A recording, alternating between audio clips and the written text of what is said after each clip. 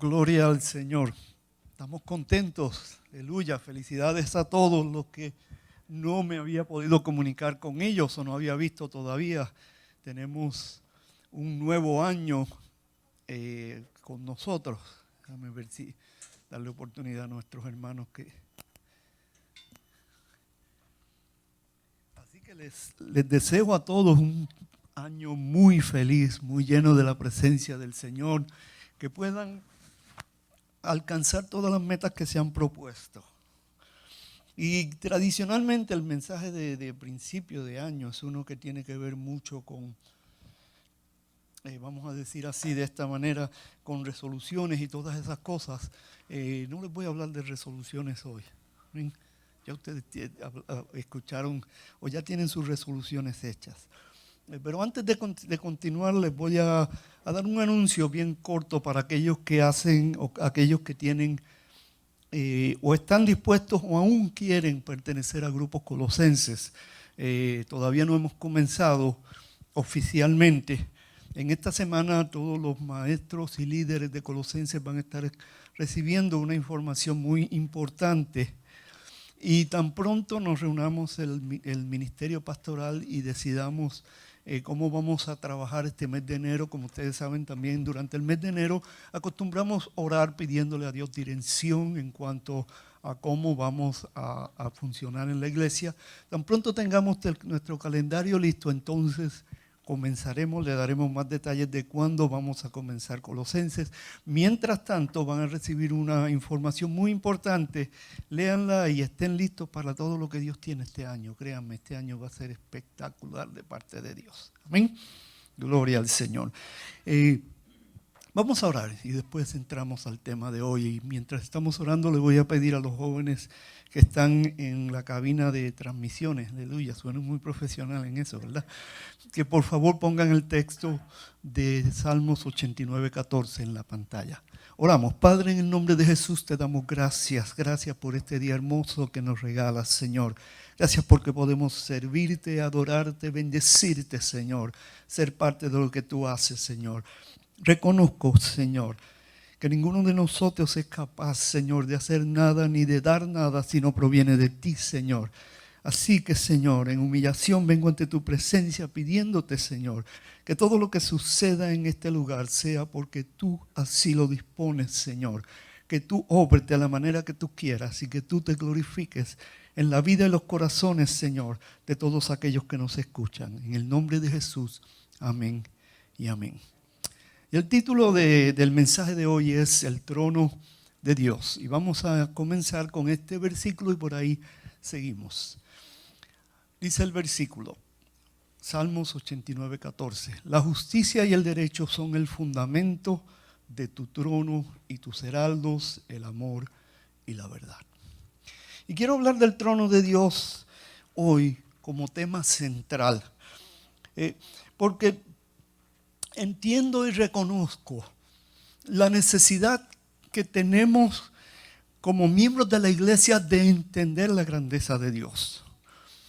Y el propósito que me mueve a esto es que al final del día podamos entender mejor lo grande que es mi Dios, lo grande que es nuestro Dios. Y que ese conocimiento produzca en nosotros el deseo de adorarle más. El deseo de servirle mejor. El deseo de humillarnos más delante de Él. Y es mi oración que al final de este sermón usted pueda salir motivado para no solamente durante este año, sino toda su vida. Que usted pueda adorar a Dios con toda su fuerza y servirle como Él lo merece. Y el texto que utilizamos como referencia al trono de Dios en el Salmo 89:14 es muy interesante porque habla de lo que sostiene el trono de Dios. Sí, la justicia y el derecho son el fundamento de tu trono. Y cuando hablamos de trono, lo primero que viene a nuestra mente es reyes. Lo primero que viene a nuestra mente es muchas cosas hermosas. Cuando pensamos en trono, pensamos en un asiento muy hermoso, muy bien decorado. De hecho, la Biblia habla, por ejemplo, del trono que se construyó Salomón, que era un trono de marfil. Y cuando pensamos en eso, pensamos en adornos de oros y todas estas cosas.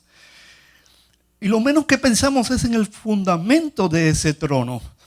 Porque lo que estamos viendo generalmente es la parte de ¿qué? De arriba, donde está sentado el rey.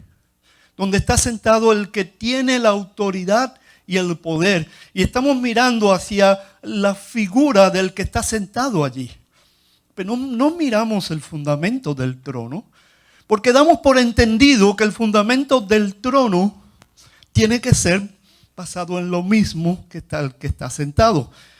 Pero interesantemente, el salmista expresa que el fundamento del trono de Dios, o que Dios, su trono tiene un fundamento. No es cualquier trono. Es un trono que está fundamentado en la justicia y el derecho. La versión antigua lo presenta que está basado ¿en qué? En el juicio y la justicia. La Reina Valera del 60 lo presenta como que está afirmado en el juicio y la justicia.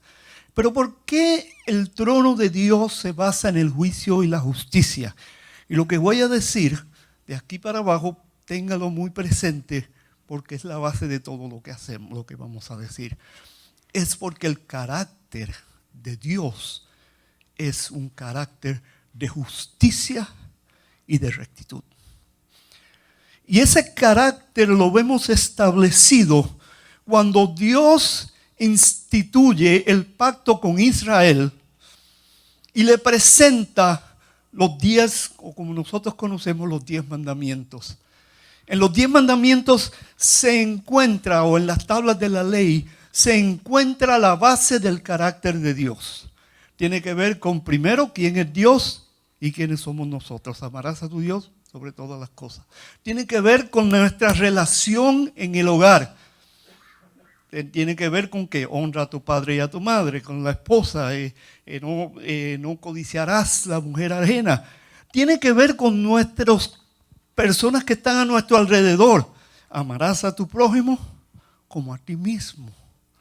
Tiene que ver aún con nuestras condiciones de trabajo.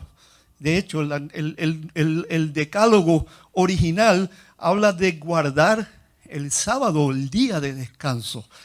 Por tanto, ahí, en esos 10 mandamientos, está envuelto todo el carácter de Dios. Nosotros muchas veces pensamos, no, ahora estamos bajo la gracia, los 10 mandamientos no cuentan. Aleluya, el carácter de Dios no cambia. La gracia de Dios no cambia quién es Él. Él sigue siendo el mismo. La única diferencia es que ahora estos mandamientos no están escritos en tablas de piedra. ¿Están escritos dónde? En nuestros corazones. La única diferencia es que ahora nosotros hacemos todo esto porque somos hijos de Dios. Y por lo tanto el carácter de Dios viene a ser parte de nuestro carácter. Así que ahora nosotros lo que hacemos, lo hacemos movido por el Espíritu de Dios que vive en nosotros y que tiene el carácter de Dios. Pero no hemos eliminado los 10 mandamientos como mucha gente piensa. Ahora no están en una tabla, en una pared. Ahora están ¿dónde? Dentro de nosotros. Bendito el Señor.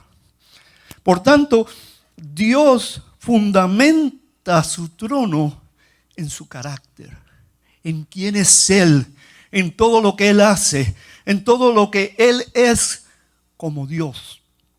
Si es así, entonces tenemos que pensar que Dios obra en justicia. Déjame explicarle algo acerca de los reyes. Muy hermoso esto acerca de los reyes. A mí me encanta ver películas antiguas, y no piensen que estoy hablando de películas de los años 20 o 30. No, estoy hablando de películas que presentan la vida en esos años.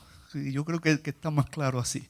Algunos de ustedes pensarán, el pastor lo que ve son las películas esas de blanco y negro, donde no es eso lo que quiero decir. aunque algunas de ellas son buenas. Amén.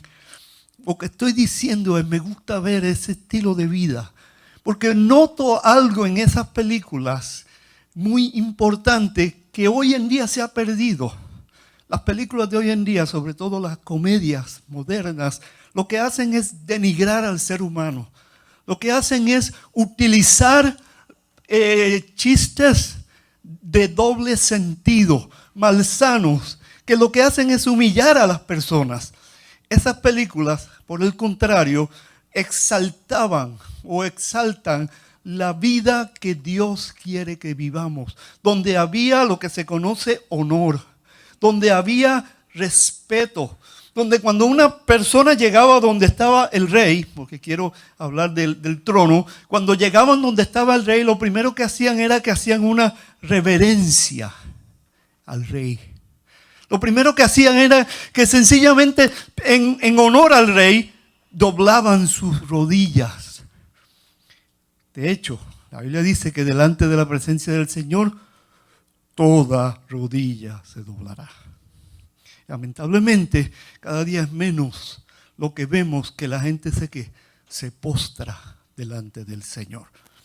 Y no estoy hablando de una posición física, estoy hablando de una posición espiritual. Estoy hablando de reconocer que Dios es Dios y yo le sirvo.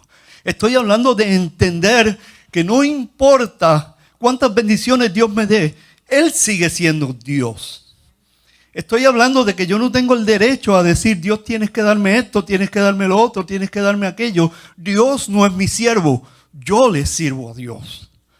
¿Ven? Eso es lo que estoy hablando. Y hoy en día cada vez vemos menos esa reverencia, ese temor. Pero en aquel entonces, cuando fue escrito este salmo, los reyes tenían esa reverencia de sus siervos. Y lo interesante es que lo que determinaba el reinado de un rey era su carácter. Quizás usted no lo ve así, pero por ejemplo, un rey que era malo actuaba injustamente. Pero un rey bueno era aquel que actuaba ¿con qué? Con justicia. Un rey bueno era cuando llegaba el pueblo, cuando llegaba la gente a buscar que se le hiciera justicia, aquel rey hacía justicia a su pueblo.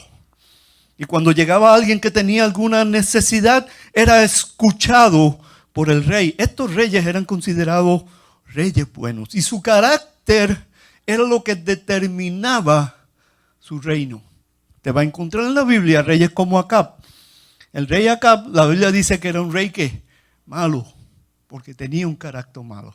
Va a encontrar reyes como Roboam. Roboam, la Biblia dice que era un rey que malo, porque hacía cosas malas. Su carácter determinó delante de Dios su reinado. De la misma forma, el reinado de Dios, el trono de Dios es un trono de justicia. Miren lo que dice Salmo 97, 1 al 2 para terminar esta sección y entrar en una sección nueva. Porque todavía nos falta mucho que hablar de los tronos. Estamos empezando. El Señor es Rey y lo presenta con exclamación. ¿Usted sabe lo que quiere decir la exclamación en el español? Lo está diciendo con alegría, con júbilo. Es una exclamación. Regocíjese la tierra. Alégrese en las costas más remotas. Pero entonces lo que viene, no lo tiene en exclamación, pero yo quiero que se dé cuenta de lo que dice. Oscuros nubarrones lo rodean. Espérese. Hablando con una alegría y un gozo tremendo. El Señor reina, alégrese en las tierras. Pero entonces dice que alrededor del trono de Dios, lo que él vio fue ¿qué? Oscuros nubarrones. La rectitud y la justicia son la base de su trono. Y aquí entonces tenemos que hacernos una pregunta, detengámonos un minutito ahí. Como dice el pastor Maelo, vamos a ver ¿por qué es esto? ¿Por qué de pronto en medio de una exclamación de gozo, de alegría, se presentan nubarrones oscuros? Que son símbolo de ¿qué? De tormenta. que nos hacen pensar en tempestad, que nos hacen pensar en diluvios, que nos hacen pensar que hay que correr porque empiezan a caer rayos y truenos ya mismo. Pero la siguiente parte del versículo nos da la respuesta. La rectitud y la justicia son la base de su trono. Estamos viendo a un Dios que no puede soportar la injusticia. Y por lo tanto, cuando Él empieza a airarse, aleluya, la Biblia dice que horrenda cosa es caer en manos de ¿qué? De un Dios vivo. Cuando la ira y el coraje de Dios empiezan a llegar a su término, ¿qué sucede? Empiezan a verse nubarrones a través de su trono.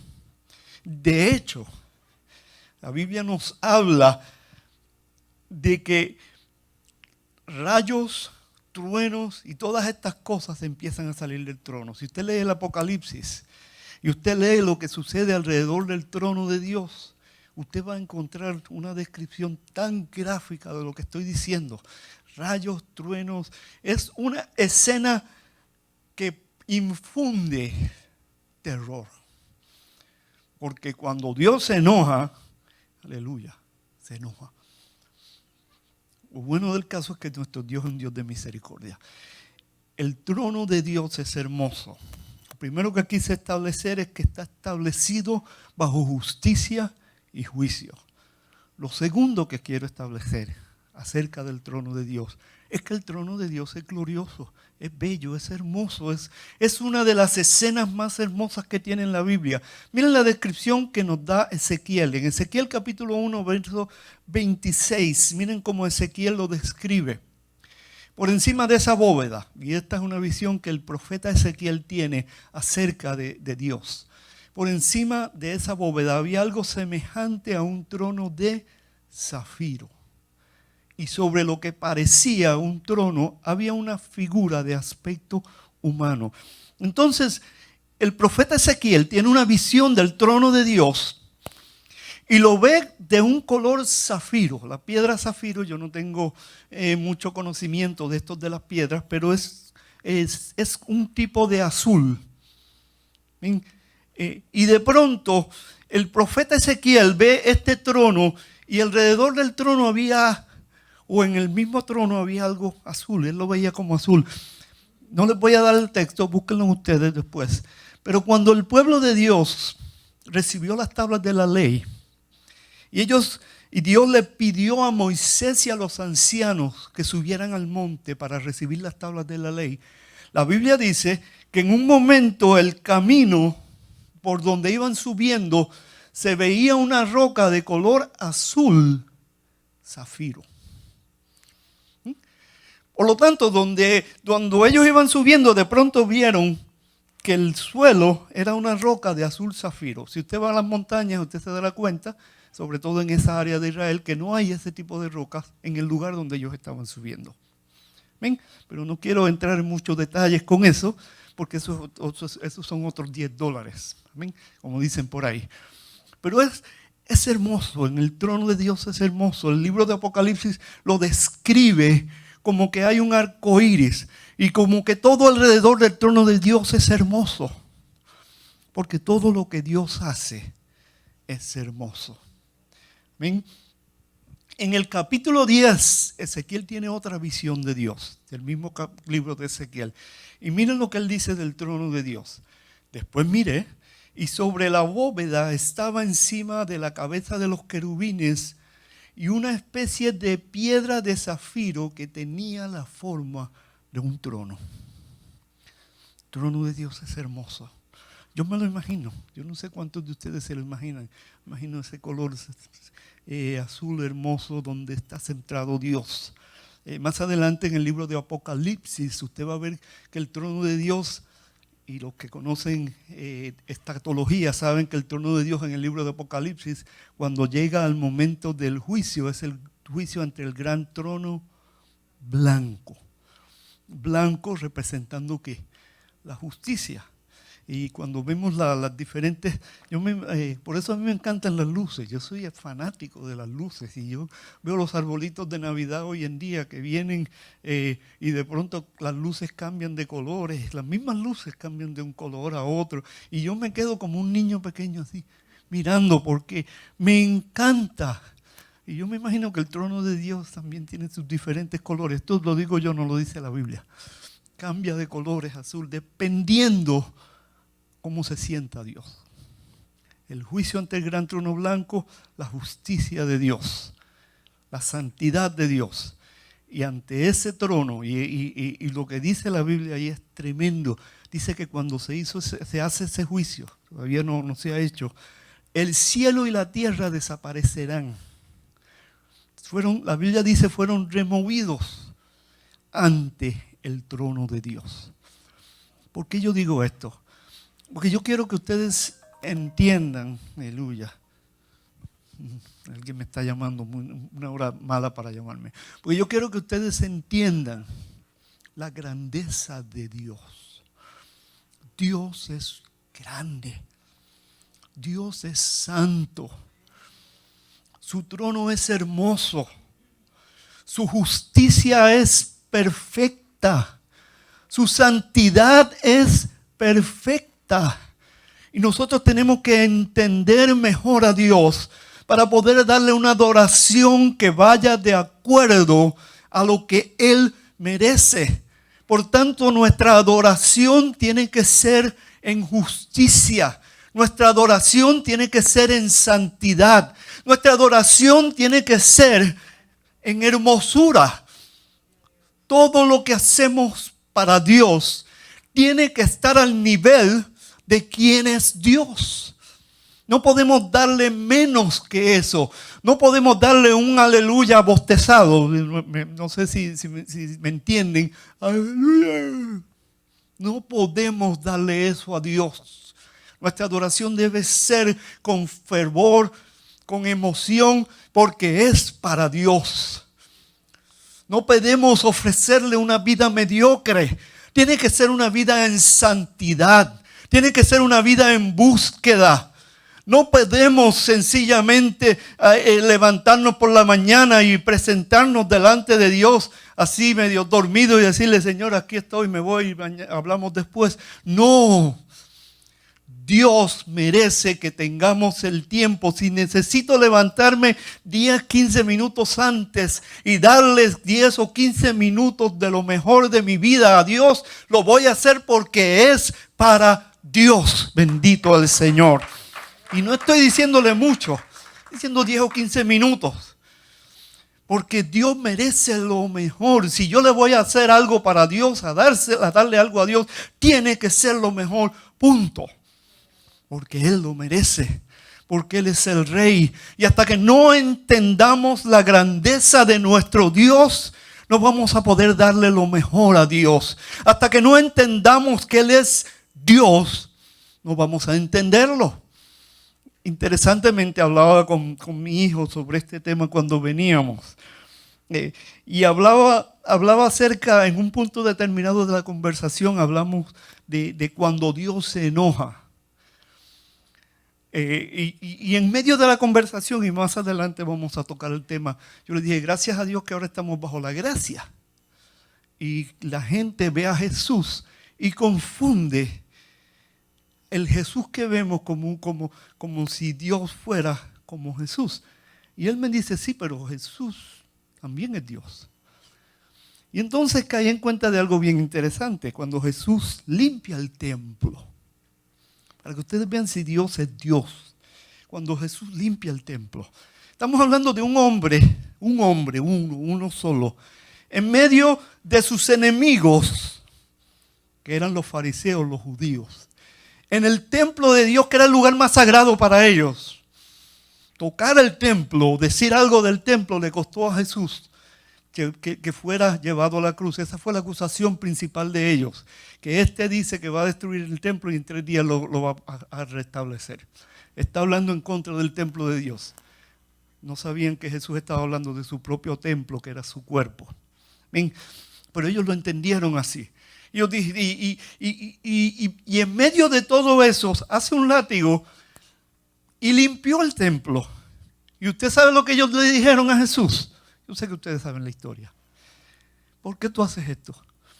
Nadie se atrevió a intervenir o a impedir que Jesús limpiara el templo. ¿Usted sabe por qué?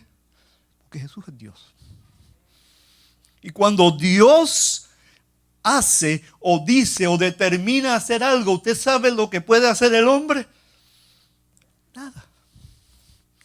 Sencillamente tiene que abrir tus ojos y decir, Señor, ¿por qué lo hiciste? Aleluya, que fue todo lo que ellos pudieron hacer. Porque cuando Dios determina y decide que Él va a hacer algo, Él lo va a hacer. Y cuando Dios se enoja, se enoja. Y cuando Jesús vio ese templo, las condiciones que lo tenían, dijeron, mi casa de oración será llamada. Así que vamos a limpiarlo.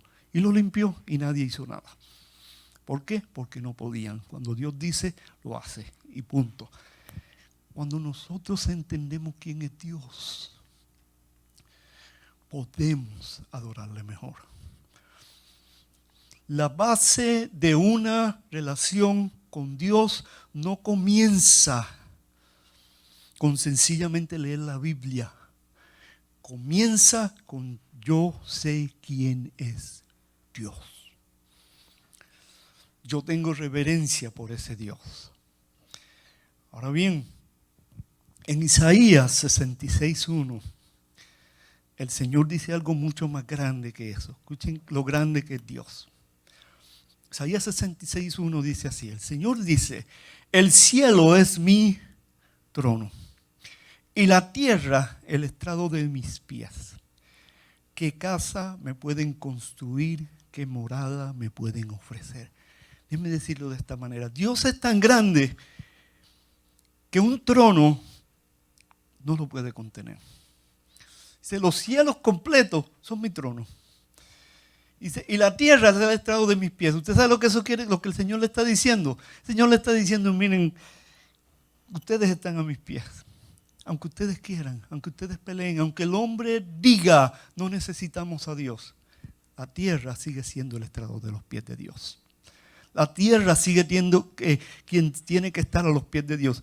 ¿Usted sabe lo que eso significa para nosotros, la iglesia? Que nosotros tenemos que aprender a humillarnos delante de ese Dios. ¿Usted sabe por qué o cuál era el propósito de que los reyes en su trono tuvieran un estrado? Y no era para sencillamente quedar más cómodos para alcanzar y poder sentarse mejor. Era porque en ese estrado, cuando se venían los enemigos, tenían que humillarse y representaba que ellos estaban a los pies de aquel rey. Y representaba que ellos estaban sometidos a aquel rey. Y cuando un rey tenía autoridad sobre la gente hasta a los pies le besaba. Porque entendían, tú eres el rey, y estaban dispuestos a hacerlo. Y cuando una persona se sublevaba contra el rey, lo primero que hacía era que no doblaba sus rodillas ante él. Tomen la historia, por ejemplo, de Mardoqueo y de Ruth y de Esther. Cuando Mardoqueo le pidieron que tenía que humillarse ante los pies de Amán, ¿qué hizo él? Se mantuvo de pie, reconociendo, no, espérate, yo no me voy a humillar delante de otro hombre, yo solamente me humillo delante de Dios. Cuando los 3 jóvenes judíos se enfrentaron al rey de Babilonia, lo hicieron ¿por qué? Porque no estuvieron dispuestos a humillarse ante los pies de una estatua, así fuera de oro, y así fuera la estatua del rey. Pero ante la presencia del Señor, nosotros sí nos humillamos. Ante la presencia del Señor nosotros vamos a doblar rodilla. Ante la presencia del Señor el pueblo de Dios sí cae al suelo para decir, tú eres Dios y Señor soberano. Bendito la gloria de nuestro Dios. Porque aún los cielos son el trono de Dios. Ahora bien, el libro de Apocalipsis, y este es un texto un poquito más largo, nos habla de lo que sucede en el cielo. Porque yo quiero llevarlos a algo que tal vez ustedes, o que muchas veces hemos escuchado en nuestros días, que nos ha cambiado la mentalidad. Escuchamos decir, Jesús es mi amigo, Jesús es mi hermano mayor, Jesús me ama. Y empezamos a tener una confianza con Jesús tremenda, pensando que eso era para los tiempos de antes, que todas estas cosas ocurrían. Pero miren lo que habla el libro de Apocalipsis, cosas que todavía no han pasado. Miren lo que dice, Apocalipsis 4, 1 al 5. Después de esto miré y allí en el cielo una puerta abierta, y la voz que me había hablado antes con sonido como de trompeta me dijo, sube acá, te voy a mostrar lo que tiene que suceder después de esto. Al instante vino sobre mí el Espíritu y vi que un trono en el cielo y a alguien sentado en el trono. El que estaba sentado tenía un aspecto semejante a una piedra de jaspe y de cornalina. Alrededor del trono había un arco iris que asemejaba a una esmeralda. Rodeaba al trono otros 24 tronos en los que estaban sentados 24 ancianos vestidos de blanco y con una corona de oro en la cabeza. Del trono salían ¿qué? Relámpagos, estruendos y truenos. Delante del trono ardían 7 antorchas de fuego, que son los 7 espíritus de Dios. Esto no es cosa del pasado, todavía. Esto está hablando de lo que va a acontecer. Un trono donde va a existir truenos, relámpagos.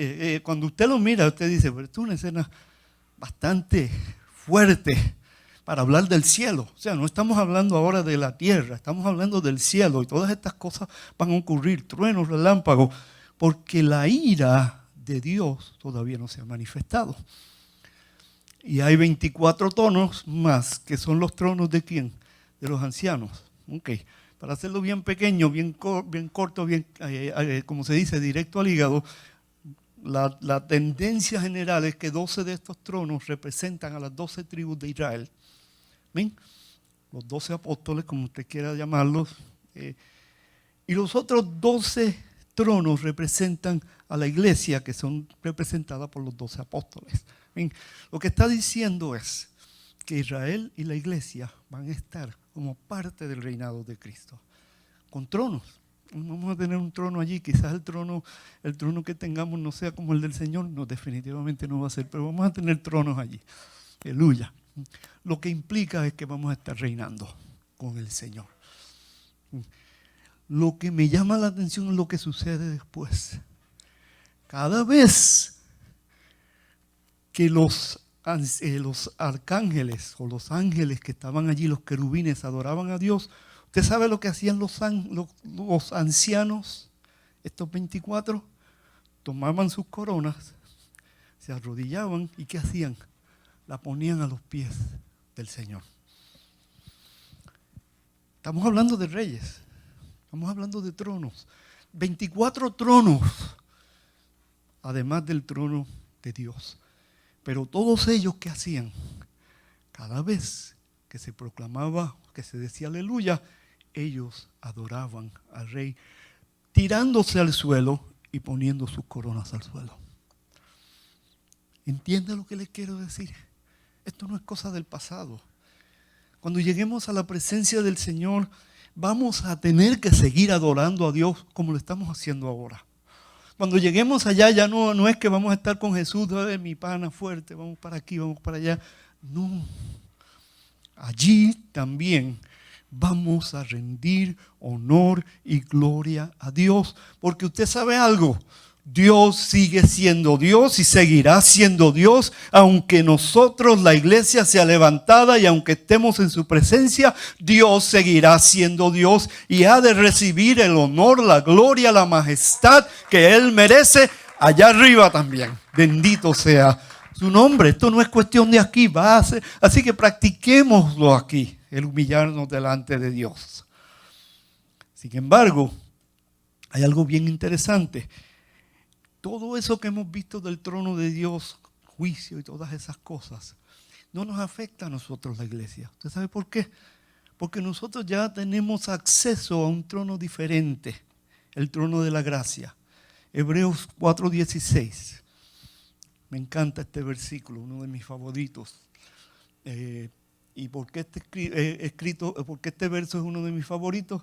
Porque cada vez que cometo un error, tengo que hacer uso de este texto. Miren cómo dice: así que acercámonos confiadamente al trono de la gracia para recibir misericordia y hallar la gracia que nos ayude en el momento que más la necesitamos. El trono de gracia. Ese mismo trono de juicio, de justicia, también es un trono de gracia. Y nosotros hemos llegado a ese trono a través de Jesucristo. Jesucristo nos permite acercarnos al trono, pero al trono de gracia. Y déjenme explicarle esto porque esto me encanta. Es una de mis partes favoritas de las Escrituras. Cuando había un rey en cualquier lugar, para llegar a la presencia del rey, era necesario pedir un permiso especial. Entonces usted lo va a ver en el libro de Esther, que cuando Esther decide acercarse al rey Asuero para pedirle misericordia por su pueblo, ella iba temblando porque sabía que si ella no era llamada a la presencia del rey, ¿qué pasaba? La podían matar. O sea, si el rey no estiraba su cetro y le daba opción a que ella dijera lo que tenía que decir, la mataban. Así de simple. Y el rey se podía quedar tranquilo y los guardias iban y la mataban y no pasaba de ahí. Nadie era culpable de eso. Para llegar a la presencia del rey se necesitaba un permiso especial. Pero el hijo del rey podía entrar a la presencia del rey cuando quisiera. Él no necesitaba permiso especial. La reina sí, no tengo nada en contra de las mujeres, no vayan a pensar eso. La reina sí necesitaba permiso especial, pero no el hijo. Así que el hijo podía entrar a la hora que fuera, el rey podía estar en su trono, el rey podía entrar y nadie le decía nada. No solo eso, el hijo podía llevar con él a sus amigos y a sus amigos tampoco le decían nada. Porque él era el hijo del rey. Cuando Jesucristo entró a la presencia del Padre, nosotros entramos con Él. Por eso el libro de Efesios dice que nosotros estamos sentados en lugares celestiales con Cristo Jesús. Lo que quiere decir que nosotros tenemos acceso al Padre 24/7. En todo momento, no necesitamos pedir permiso. Podemos entrar a cualquier momento a la presencia del Padre y hablar con Él. ¿Por qué? Porque Jesucristo lo hizo. ¿Cómo lo hizo? La Biblia lo dice claramente en el libro de Hebreos. Cuando la cortina se rasgó de arriba a abajo, se abrió un camino nuevo a la presencia del Padre. Y esa cortina representa el cuerpo de Jesucristo que fue entregado por nuestros pecados. Así que la muerte de Jesucristo abrió un camino para que usted y yo podamos llegar al Padre en cualquier momento sin necesidad de que pase nada. Y el resto de las personas tienen que venir a través de Jesucristo. Por eso es que le decimos a las personas: arrepiéntanse. Por eso es que le decimos a la gente: vengan a Cristo. Porque si no se arrepienten y no vienen a Cristo, cualquier cosa que hagan aquí en la tierra para tratar de ganar el acceso a Dios o para tratar de estar bien con Dios, no es escuchada por el Padre, porque lo único que permite ese acceso es Jesucristo, es la sangre del Hijo de Dios que se dio por nosotros. Así que si usted me está viendo a donde quiera que esté y usted todavía no ha pasado o no ha tomado el ticket para llegar a la presencia del Padre, solamente hay una manera: arrepentimiento y buscar la presencia de Cristo. Y Él es el camino que lo va a llevar a la presencia de Dios. Bendito es el Señor. Te alabo, Jesús. Aleluya. Predicando hoy, yo no acostumbro a predicar, gloria a Dios. Acostumbro a enseñar. Ok, seguimos, porque todavía no se queda ahí.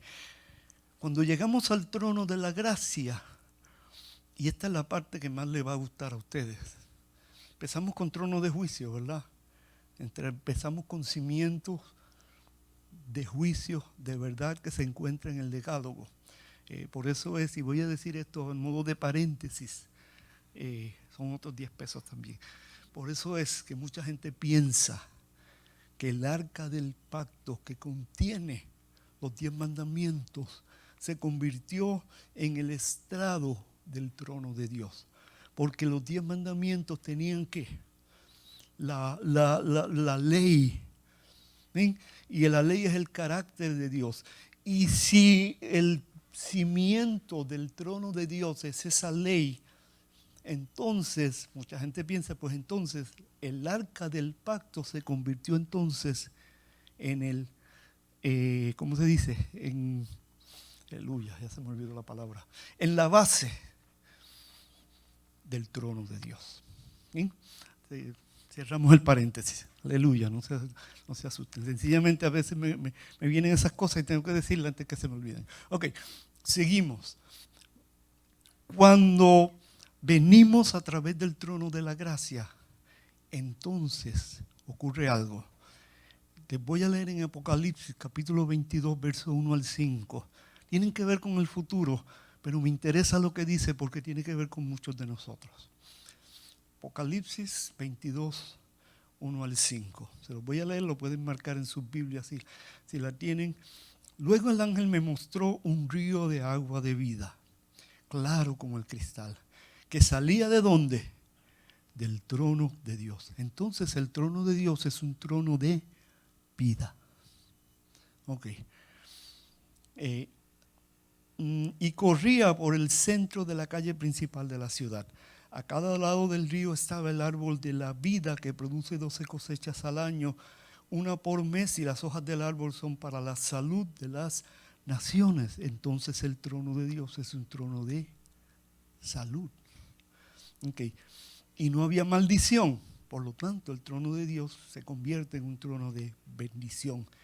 El trono de Dios y el Cordero estará en la ciudad. Sus siervos lo adorarán, lo verán cara a cara. Aleluya.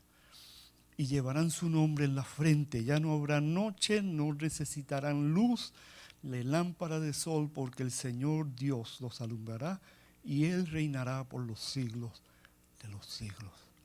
El trono de Dios se convierte de un trono de gracia en un trono de vida y un trono de salud. Porque aunque nosotros no hemos llegado todavía a la gran ciudad, del trono de Dios surge esa agua. Yo quiero que ustedes entiendan lo que estamos diciendo. Esa agua representa el Espíritu Santo de Dios que nos ha dado. Esa agua representa la bendición que nosotros tenemos a través de ese Espíritu de Dios. Y el Espíritu de Dios fluye ¿de dónde? Del trono de Dios. ¿Ven la ventaja que es el poder entender quién es Dios? Entender su grandeza. Porque cuando entendemos correctamente a Dios y nos humillamos de la manera que tenemos que hacerlo y buscamos su presencia y su rostro, entonces del trono de Dios sale un río, fluye un río de agua de vida. Y muy claramente Jesús lo dijo: el que cree en mí, como dice la Escritura, de su interior correrán ¿qué? Ríos de agua viva. Y dijo claramente, esto estaba diciendo del Espíritu Santo que les iba a dar. Así que el Espíritu Santo fluye en aquellos que entienden quién es Dios, que le adoran, que llegan ante su trono en adoración, que ven su grandeza y su majestad, que se humillan delante de Él. La bendición de los hijos de Dios viene a través de la humillación, viene a través del sometimiento, viene a través del acercarnos a Dios, reconociendo nuestra indignidad, reconociendo que no podemos nada, entendiendo que solamente Dios lo puede hacer en nosotros. De ahí es que fluye la adoración y de ahí es que fluye la bendición de los hijos de Dios. Y este año que ha comenzado, más que nunca necesitamos que esa bendición fluya en cada uno de nosotros. Que ese río de agua que viene del trono de Dios fluya, nos dé sanidad, nos dé liberación y nos permita que podamos decir y hacer lo que Dios quiere que hagamos. Aleluya. Ese es mi Dios. Ese es mi Dios. Ese es mi Señor. Y más que nada, anhelo que en este año yo pueda, y créanme, lo quiero para usted también, pero tengo que empezar conmigo porque no puedo dar lo que no tengo. Dios quiera que yo pueda adorar a Dios como Él lo merece. Humillarme ante mi Rey como Él lo merece. Dejar a un lado el yo y poner al Señor en el centro de mi vida como Él lo merece. Si la agrupación tiene algún cántico, pueden ir pasando, porque solamente me queda un verso. Y este verso es tremendo. Se encuentra en el capítulo que quizás ustedes no esperan, en 1 Corintios 13:12. Dirá, pero ¿qué tiene que ver 1 Corintios, el capítulo del amor, con esto que el pastor está diciendo? 1 Corintios 13:12 dice lo siguiente: ahora vemos de manera indirecta y velada, como en un espejo, pero entonces veremos cara a cara. Ahora conozco de manera imperfecta, pero entonces conoceré tal como soy conocido. Yo quiero hacer énfasis en esa expresión. Entonces conoceré tal como yo soy conocido. En otras palabras, hay cosas de mí que yo desconozco, que yo entiendo, que yo no entiendo. Hay cosas que Dios quiere hacer conmigo que todavía no están claras. Hay cosas que Dios quiere, bendiciones que Dios quiere darme, que todavía yo no las entiendo.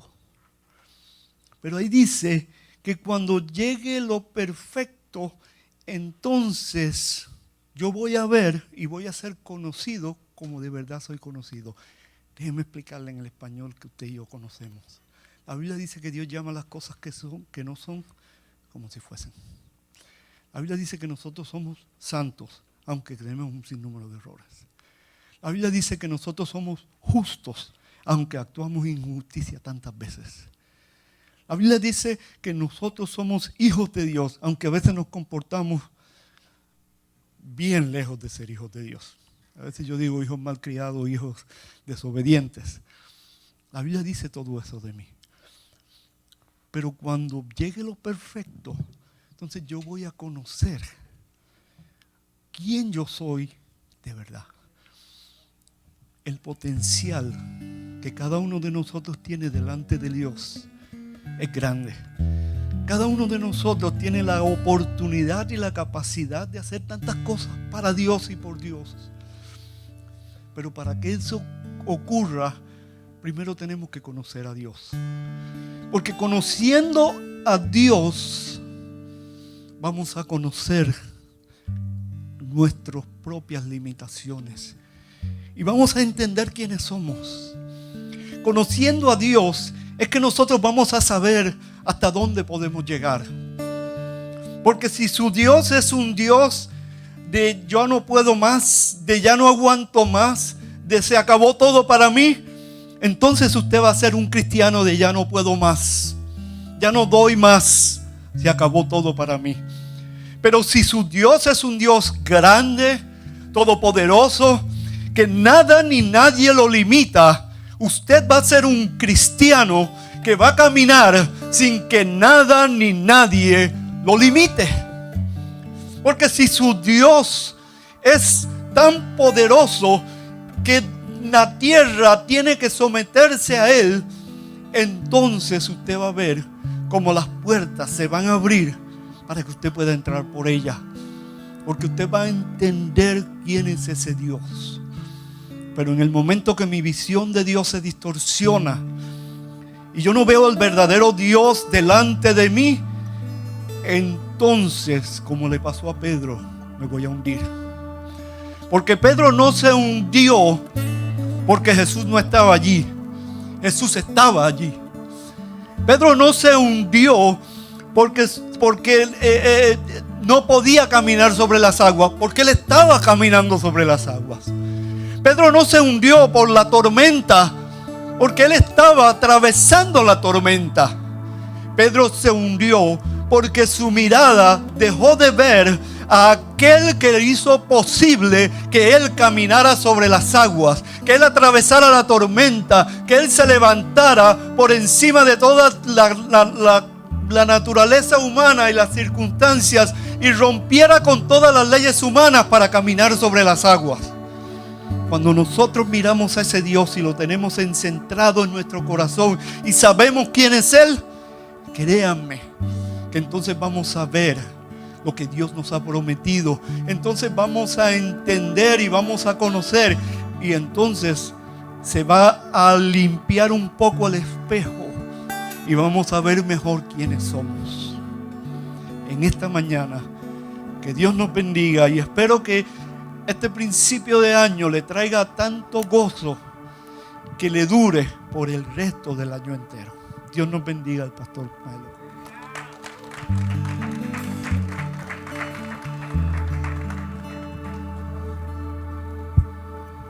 Hace 11 años yo me encontré en una circunstancia donde me sentí sobretomado por la presencia de Dios.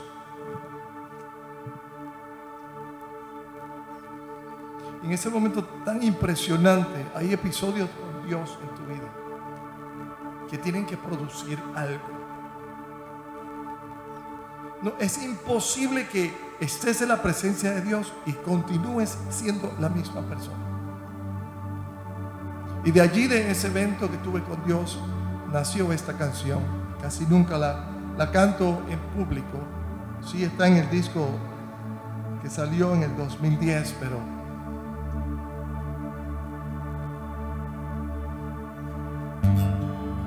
me acerco al trono donde Dios está. Entregó mi carga, todo mi pesar. Me quiere ayudar. Levanto mis manos, mi Dios está aquí. ¿Cuántos lo creen así? Él ama mi alma.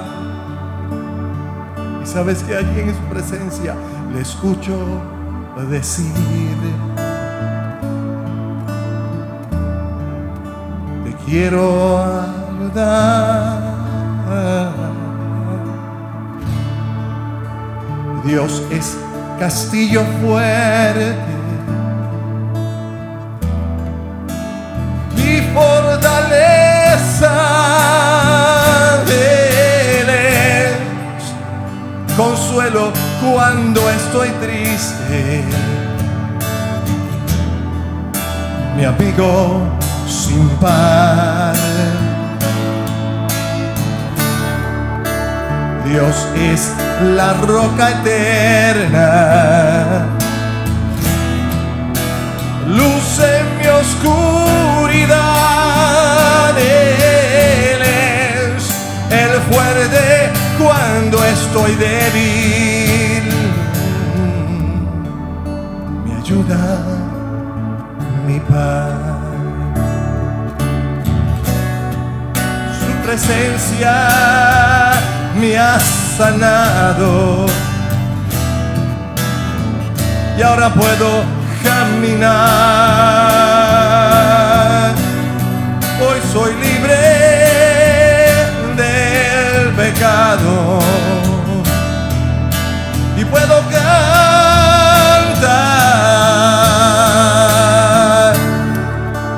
Dios es castillo fuerte, fortaleza. Él es consuelo cuando estoy triste. Mi amigo Simba,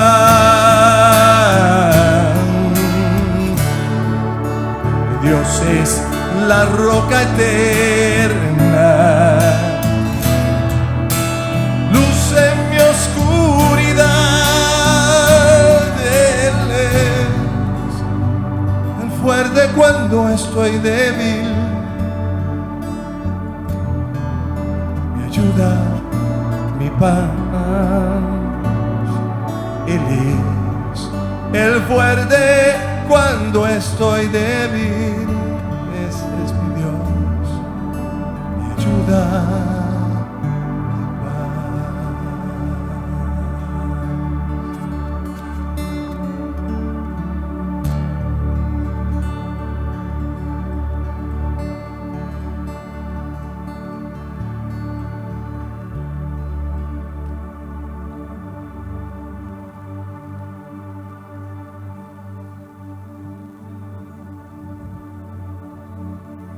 Gloria a Dios. Aleluya. Qué lindo poder recordarle que tenemos un Dios grande, un Dios que reina por los siglos de los siglos, un Dios que está sentado en el trono. Qué precioso es, porque Él es nuestro Rey, Él nos guía, Él nos lleva a todo lugar. Pero para estar en Él, para estar y para ver, yo me gusta mucho el versículo de Apocalipsis capítulo 4, versículo 2. Dice lo siguiente, y pon atención. Dice, cuando yo estaba en el Espíritu, no era en cualquier momento.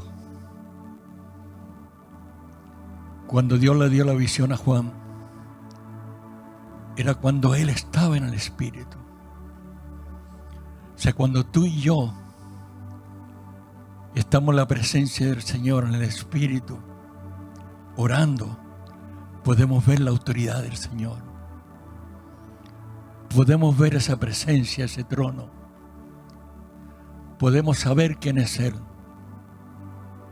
Nuestro Dios soberano, el que reina por todos los siglos de los siglos. Amén y amén. Dan un aplauso grande al Rey de Reyes y Señor de Señores. Dios los bendiga. Mira, todos los años generalmente nos unimos como iglesia, tenemos coinonía, comida, comemos, cantamos, nos gozamos, tanto en Navidad como en Año Nuevo. Los varones presentan ¿no es cierto? Nos ayudan con colectar para la comida o las diferentes cosas y lo pasamos bien realmente.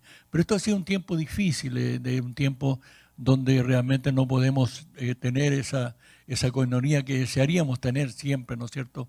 Constantemente, pero hemos llevado. Entonces, en el consejo tomamos la decisión de poder hacer algo,